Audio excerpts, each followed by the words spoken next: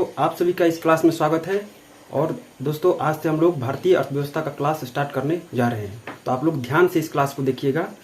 लिखने के लिए हम अलग से टाइम आपको देंगे, आपको केवल ध्यान से इस क्लास को देखना है। तो चलिए हम लोग स्टार्ट करते हैं।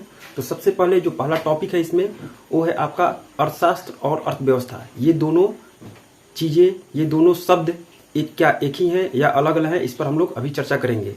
उससे पहले हम लोग ये देखेंगे कि संसाधन क्या होते हैं और आर्थिक क्रियाएं क्या होते हैं। तो सबसे पहले हम लोग ये देखेंगे कि संसाधन क्या होते हैं। तो संसाधन वे सभी वस्तुएं होते हैं जिनका मूल्य होता है, जिनका महत्व होता है, वे सभी संसाधन कहे जाते हैं। जैसे कि पेट्रोल हो गया, डीजल हो गया, ये सारे संसाधन के अंतर्गत आते हैं। और आर्थिक क्रियाएं क्या होती हैं? वैसी क्रियाएं जो धन से रिलेटेड होती हैं, the action related to money, जो मुद्रा से रिलेटेड होती हैं, वैसी क्रियाएं को हम लोग आर्थिक क्रियाएं के अंतर्गत रखते हैं। तो चलिए हम लोग देखते हैं कि अर्थशास्त्र और अर्थव्यवस्था इससे कैसे रिलेटेड है। तो सबसे पहले अर्थशास्त्र एवं अर्थव्यवस्था।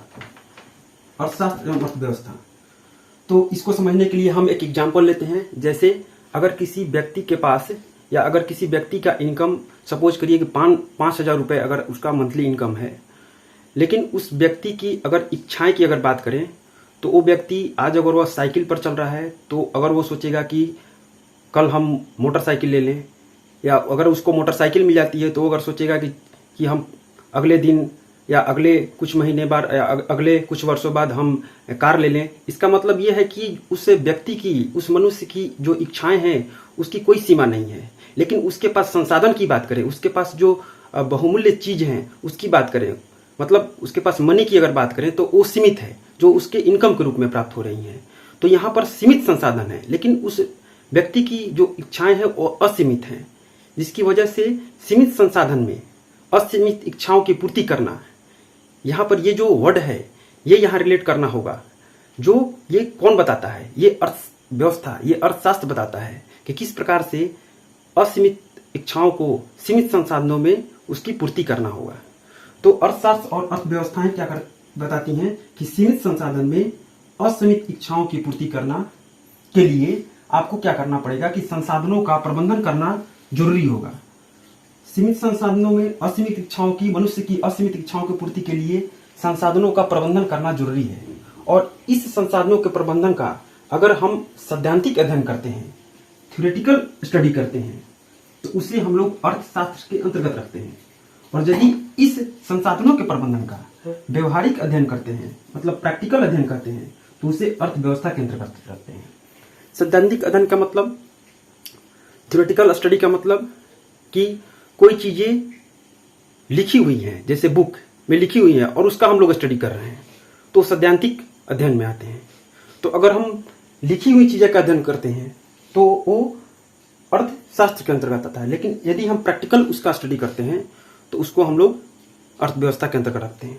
ये जो अर्थव्यवस्था है, ये अपने आप में, ये जो अर्थव्यवस्था है, ये अपने आप में एक अधूरा शब्द है, क्योंकि केवल अर्थव्यवस्था कहने से ये पता नहीं चलता है कि किस अर्थव्यवस्था के बारे में बात कर रहे हैं। क्या किसी परिवार की अर्थव्यवस्था के बारे में बात कर रहे हैं, या किसी देश की अर्थव्यवस्था के बारे में बात कर रहे हैं, या किसी राज्य की अर्थव्यवस्था के बारे में बात कर रहे हैं। इसीलिए अर्थव्यवस्था के पहले मतलब उपसर्ग एक जोड़ते हैं। जैसे भारत के संदर्भ में अगर अर्थव्यवस्था की बात की जाए तो हम लोग जोड़ते हैं भारतीय अर्थव्यवस्था, या अमेरिका के संदर्भ में अगर बात किया जाए तो हम लोग उसको जोड़ते हैं अमेरिकी अर्थव्यवस्था। इस प्रकार से अगर हम अर्थव्यवस्था को या अर्थशास्त्र को अगर आर्थिक क्रियाओं के संदर्भ में डिफाइन करें, आर्थिक क्रिया, अभी मैंने आपको बताया आर्थिक क्रियाएं वे सभी क्रियाएं जो धन से संबंधित क्रियाएं हैं, वे सभी क्रियाएं जो मुद्रा से संबंधित क्रियाएं हैं, वे सभी क्रियाएं जो मनी से संबंधित क्रियाएं हैं, एक्शन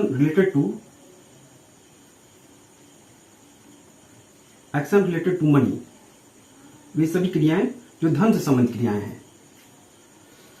तो अगर हम संसाधनों के प्रबंधन का, अगर हम आर्थिक क्रियाओं के आधार पर अगर हम उसका सैद्धांतिक अध्ययन करते हैं तो उसको हम लोग अर्थशास्त्र कहेंगे। जिस प्रकार से हमने यहाँ संसाधनों के प्रबंधन का सैद्धांतिक अध्ययन किया था, उसी प्रकार आर्थिक क्रियाओं के आधार पर अगर हम सैद्धांतिक अध्ययन करेंगे तो उसे हम इकोनॉमिक कहेंगे।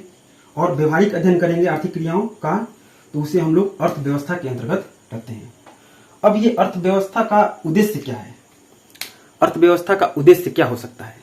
तो अर्थव्यवस्था का उद्देश्य क्या है कि लोक कल्याण के लिए संसाधनों का प्रबंधन, लोगों के कल्याण के लिए संसाधनों का प्रबंधन। मैंने आपको अभी बताया संसाधन क्या हो सकते हैं, वो सारी चीजें संसाधन है जो आपके उपयोग का है, जो महत्व का है, जो बहुमूल्य है, और किसी भी वस्तु का जो उपयोग होता है वही उसको बहुमूल्य बनाता है। जैसे अगर संसाधन में अगर बात करें तो प्राकृतिक संसाधन हो गए, मानव निर्मित संसाधन हो गए, बहुत सारे संसाधन हो सकते हैं। सपोज पेट्रोल है तो वो भी एक संसाधन हो गया, खनिज वो भी एक संसाधन, धातु वो भी एक संसाधन हो गया। तो इस प्रकार से कैसे लोक कल्याण के लिए संसाधनों का प्रबंधन करना जरूरी हो जाता है। तो वो अर्थव्यवस्था का उद्देश्य है कि लोक कल्याण के लिए किस प्रकार से संसाधनों का प्रबंधन किया जाए ताकि लोगों की असीमित इच्छाएं की पूर्ति किया जा सके। तो ये समझ में आ गया होगा कि अर्थव्यवस्था का उद्देश्य क्या है। अब यहां से एक क्वेश्चन बनता है कि अर्थव्यवस्था का अध्ययन आखिर क्यों करें। तो अर्थव्यवस्था का अध्ययन अभी मैंने आपको बताया कि करना क्यों जरूरी है, क्योंकि पूरे विश्व की अगर बात की जाए, पूरे संसार की बात की जाए तो सीमित संसाधन है, और अगर मनुष्य की बात की जाए, लोगों की बात की जाए, पॉपुलेशन की बात की जाए तो ये उसकी असीमित इच्छाएं हैं। तो उसके निराकरण के लिए, उसके प्रॉब्लम को सॉल्व करने के लिए अर्थव्यवस्था को पढ़ना पड़ेगा, संसाधनों का प्रबंधन करना पड़ेगा, और उसके लिए अर्थव्यवस्था को पढ़ना पड़ेगा। तो अर्थव्यवस्था का जो अध्ययन है इसलिए जरूरी है। दूसरा अगर बात करें, दूसरे क्वेश्चन पर अगर देखें तो यहां पर लिखा हुआ है कि किसी देश की अर्थव्यवस्था की प्रमुख समस्याएं क्या हो सकती है। तो अगर किसी देश की अर्थव्यवस्था के बारे में बात की जाए तो उसकी समस्याएं क्या हो सकती है। तो पहला नंबर की समस्या ये हो सकती है कि उस देश में संसाधन की कमी हो, जिसकी वजह से उसके देश की अर्थव्यवस्था पर विपरीत प्रभाव पड़ रहे हो। या दूसरा ये हो सकता है कि उस देश में आवंटन की कमी हो, आवंटन उसको मिल नहीं रहा हो, जिसकी वजह से उस देश की जो अर्थव्यवस्था है वो विपरीत उस पर प्रभाव पड़ रहे हो। तो ये जो चीजें थी अर्थशास्त्र एवं अर्थव्यवस्था के बारे में, ये चीजें आपको समझ में आ गई होगी। यहाँ से दोस्तों 3 से 4 क्वेश्चन यहाँ से बनते हैं इस चैप्टर से, जो कि आपका बेसिक ये चैप्टर है, और इस चैप्टर की समझ बहुत ही जरूरी है। जितने सारे यहाँ पर जो फैक्ट्स हैं जो इकोनॉमी में यूज होते हैं वो मैं आपको धीरे धीरे सारे आपको 1 बाय 1 करके मैं आपको बताता रहूंगा। तो अर्थशास्त्र एवं अर्थव्यवस्था के बारे में जो भी जानकारी थी आपको समझ में आ गई होगी। इसके बाद हम लोग नेक्स्ट जो टॉपिक है इसका उत्पादन के कारक, उसको हम लोग देखेंगे, फैक्टर्स ऑफ प्रोडक्शन। इसके बाद जो नेक्स्ट टॉपिक है उसको हम लोग देखेंगे। तो चलिए आप लोग इसका नोट्स बना लीजिए, स्क्रीनशॉट ले लीजिए। तो चलिए दोस्तों हम लोग स्टार्ट करते हैं कि उत्पादन के कारक कौन कौन से हैं। फैक्टर्स ऑफ प्रोडक्शन क्या है।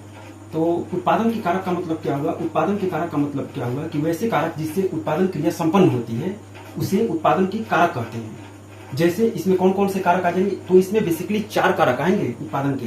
तो सबसे पहला पूंजी, कैपिटल जिसको इंग्लिश बोले। आपको इंग्लिश में भी जो चीजें हैं उसको ध्यान रखनी है। भूमि, दूसरा अगर बात करें तो भूमि जिसको हम लैंड बोलते हैं। तीसरा अगर बात करें तो श्रम जिसको हम लोग लेबर बोलते हैं इंग्लिश में। और चौथा अगर बात करें तो उद्यमशीलता जिसको हम लोग इंटरप्रेन्योरशिप बोलते हैं, इंग्लिश में बोलते हैं। तो ये उत्पादन के कारक है, 4 कारक है जिसके माध्यम से जो उत्पादन होती है वो संपन्न होती है। अब यहाँ से क्वेश्चन कैसे पूछे जाएंगे तो ये हम लोग ध्यान से यहाँ पर देखेंगे। तो मैंने एक यहाँ पर चार्ट बनाया हुआ है और इसके बारे में पहला लिखा हुआ है कारक, दूसरा मैंने परिभाषा, तीसरा मैंने इसका प्रतिफल रिजल्ट, और भारत में इसकी स्थिति क्या है ये हम लोग देखेंगे। तो सबसे पहले पूंजी के बारे में देखते हैं। तो पूंजी का मतलब क्या होगा, जैसे कोई धन हो गया, कोई टेक्नोलॉजी तकनीक हो गया, वो पूंजी हो गया। कोई धन या तकनीक ये पूंजी कहलाएंगे। और पूंजी अगर किसी के पास है, आप किसी को पूंजी देते हैं तो उसके बदले में आपको मिलेगा क्या, रिजल्ट क्या आएगा उसका। तो उसका रिजल्ट आएगा कि आपको ब्याज मिलेगा, आपको क्या मिलेगा, इंटरेस्ट मिलेगा, इंटरेस्ट मिलेगा, इंटरेस्ट मिलेगा।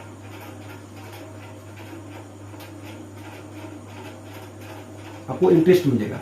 तो भारत में क्या स्थिति है इसका, तो भारत में स्थिति इसका अभाव है, मतलब पूंजी का अभाव है भारत में। इसीलिए हम लोग विदेशी इन्वेस्टर को यहाँ बुलाते हैं। दूसरी अगर हम बात करें भूमि की, अगर बात करें तो भूमि की अगर परिभाषा के बारे में बात करें तो यहाँ पर प्राकृतिक संसाधन हो सकते हैं, जैसे जल हो सकते हैं, भूमि हो सकते हैं, मशीन हो सकते हैं। तो ये भूमि के अंतर्गत आएंगे। और अगर आप किसी को भूमि देते हैं, अगर आप किसी को भूमि देते हैं तो उसके बदले में आपको क्या मिलेगा, उसके बदले में आपको मिलेगा रेंट, किराया आपको मिलेगा। तो क्या भारत में स्थिति इसकी क्या है, क्या भूमि की भारत में स्थिति क्या है। तो क्या भारत में भूमि है, तो हाँ भारत में भूमि है। इसीलिए तो हम लोग औद्योगिक जो क्षेत्रों है उसको बढ़ावा दे रहे हैं, तो यहाँ पर भारत में स्थिति इसकी हाँ हो जाएगी। वही आपका पूंजी का भारत में अभाव है, इसकी वजह से हम लोग विदेशी इन्वेस्टर्स जो हैं वो उनको हम लोग यहाँ पर प्रमोट करते हैं। दूसरी अगर बात करें तो श्रम की बात करते हैं, तो श्रम की परिभाषा क्या हो सकती है कि मानवीय श्रम, ये दो तरह के श्रम हो सकते हैं, एक हो सकते हैं शारीरिक श्रम और एक हो सकते हैं मानसिक श्रम। तो क्या भारत में क्या स्थिति है, उससे पहले हम लोग देखेंगे कि अगर श्रम है तो उसका क्या रिजल्ट आएगा। तो इसका रिजल्ट क्या आएगा, अगर आप श्रम किसी को दे रहे हैं तो उसके बदले में आपको क्या मिलेगा, वेजेज मिलेगा, मजदूरी आपको मिलेगा। भारत में स्थिति क्या है, श्रम, तो श्रम क्या भारत में है, हाँ ये आंशिक रूप से है 50% वैसे लोग हैं जो स्किल्ड पर्सन है, जिनके अंदर स्किल्ड है, और 50% वैसे लोग हैं जो नॉन स्किल्ड पर्सन है। इसीलिए भारत सरकार के द्वारा स्किल इंडिया प्रोग्राम चलाया जा रहा है ताकि जो नॉन स्किल्ड पर्सन है उनको स्किल बनाया जा सके। तो ये समझ में आ गया, पूंजी, भूमि, श्रम, ये तीनों के तीनों समझ में आपको आ गया होगा। पूंजी से क्या इसका रिजल्ट मिलेगा, ब्याज मिलेगा। भूमि से क्या रिजल्ट मिलेगा, रेंट मिलेगा। श्रम से क्या रिजल्ट मिलेगा, वेजेज मिलेगा। और उद्यमशीलता की अगर बात करते हैं, एंटरप्रेन्योरशिप की बात करते हैं, तो इसका मतलब होता है जोखिम लेने की शक्ति। मतलब क्या हुआ, रिस्क लेने की शक्ति। आप कोई काम कर रहे हैं तो उसको रिस्क लेना आपको आना पड़ेगा, तो उससे क्या आपको रिजल्ट मिलेगा, लाभ, प्रॉफिट मिलेगा। आपको रिस्क लेने की शक्ति से क्या मिलेगा, प्रॉफिट मिलेगा।